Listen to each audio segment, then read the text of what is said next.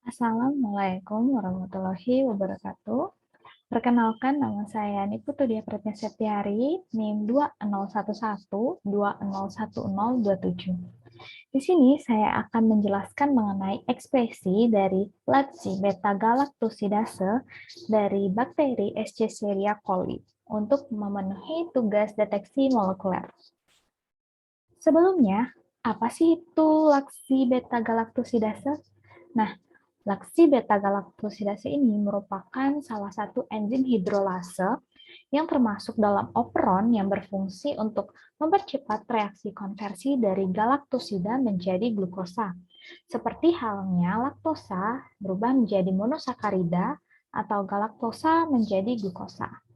Nah, beta-galaktosidase ini sering disingkat sebagai B-galaktosidase, merupakan jenis enzim berbentuk tetramer yang terdiri dari 4 rantai polipeptida identik yang masing-masing terdiri dari 1023 asam amino. Kemudian enzim ini dianalisis lebih lanjut menggunakan aplikasi NCBI di mana didapatkan bahwa berdasarkan data dari NCBI ini, Lacti beta-galaktosidase dari Escherichia coli merupakan nukleotida di mana nukleotida itu dapat diekspresikan gennya dengan metode LEM ataupun PCR. Nah, tujuan dari ekspresi gen ini untuk mengetahui lebih lanjut karakteristik dari Lacti beta-galaktosidase ini. Selanjutnya, bagaimana sih ekspresi Lacti beta-galaktosidase ini? Ada dua metode yang dapat dilakukan untuk mengekspresi gen ini. Yang pertama itu PCR. Nah, PCR ini atau reaksi berantai polimerase merupakan metode enzimatis di mana dalam bidang biologi molekuler itu dilakukan untuk melipat gandakan secara eksponensial suatu sekuens nukleotida tertentu dengan jumlah kelipatan ribuan hingga jutaan salinan kopi secara in vitro. Kemudian LEM ini merupakan metode berbasis reaksi berantai polimerase atau dapat dikatakan bahwa LEM ini berprinsip sama, memiliki prinsip yang sama dengan PCR, namun metode LEM ini dikembangkan untuk meningkatkan kecepatan dan juga spesifitas dalam deteksi asam nukleat.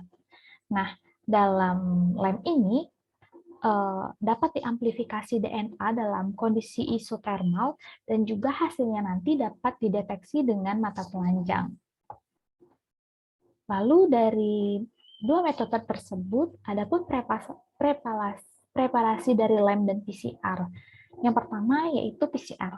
Nah, dalam dilakukannya metode PCR itu terdapat beberapa komponen seperti misalnya master mix, primer, dan juga template DNA. Pada PCR ini digunakan satu jenis primer saja. Kemudian pada proses PCR itu dilakukan dalam 3 tahap, yaitu denaturasi, annealing, dan juga elongasi. Dari komponen PCR tersebut yang terdiri dari master mix, PCR, template DNA, kemudian campuran tersebut diamplifikasi dengan mesin PCR selama 3 jam. Nah, prosesnya ini diawali dengan denaturasi pada suhu 94 derajat Celcius selama 2 menit yang dilakukan sebanyak 25 kali siklus. Kemudian dilanjutkan dengan denaturasi yang kedua pada suhu 92 derajat Celcius selama 1 menit. Setelah denaturasi dilakukan annealing pada suhu atau annealing itu merupakan penempelan primer dengan sampel di mana dilakukan pada suhu 55 derajat Celcius selama 1 menit. Setelah annealing dilakukan proses elongasi atau perbanyakan untai DNA pada suhu 72 derajat Celcius selama 90 detik dan elongasi ini diakhiri pada suhu 72 detik itu selama 5 menit. Kemudian hasil PCR ini akan dielektroforesis untuk melihat amplikonnya. Nah, dari PCR tersebut ada pun beberapa hal yang di-highlight. Yang pertama, PCR menggunakan satu jenis primer saja, kemudian prosesnya ada 3, yaitu denaturasi, annealing, dan juga elongasi, dan menggunakan 3 suhu, yaitu 94 derajat Celcius, 55 derajat Celcius, dan juga 72 derajat Celcius. Kemudian dilanjutkan dengan metode LAMP, di mana pada metode LAMP, adapun komponennya juga hampir sama menggunakan seperti PCR, yaitu terdiri dari master mix, primer, template DNA. Namun, pada LAMP ini menggunakan 4 jenis primer empat jenis primer, di mana primer yang digunakan itu lebih banyak dibandingkan PCR. Kemudian pada prosesnya di LAMP ini hanya melalui dua siklus saja, yaitu annealing dan juga elongasi dengan suhu konstan yaitu 65 derajat Celcius. Nah, ada pun beberapa hal yang di-highlight pada LAMP ini, ataupun perbedaan LAMP dan juga PCR dalam metode ekspresi gen ini, di mana LAMP itu menggunakan 4 jenis primer yang dilalui dalam 2 siklus saja, yaitu annealing dan juga elongasi. Kemudian pada proses LAMP ini menggunakan satu suhu, yaitu 65 derajat Celcius. Kemudian perbedaan lainnya yaitu dalam PCR dan juga LAMP, di mana dalam PCR itu dilakukan selama 3 jam, kemudian LAMP dilakukan hanya dalam 1 jam saja untuk ekspresi gen beta galaktosidase. Kemudian, bagaimana sih hasil yang diamati? Apakah dapat diamati secara kualitatif atau kuantitatif, ataukah keduanya?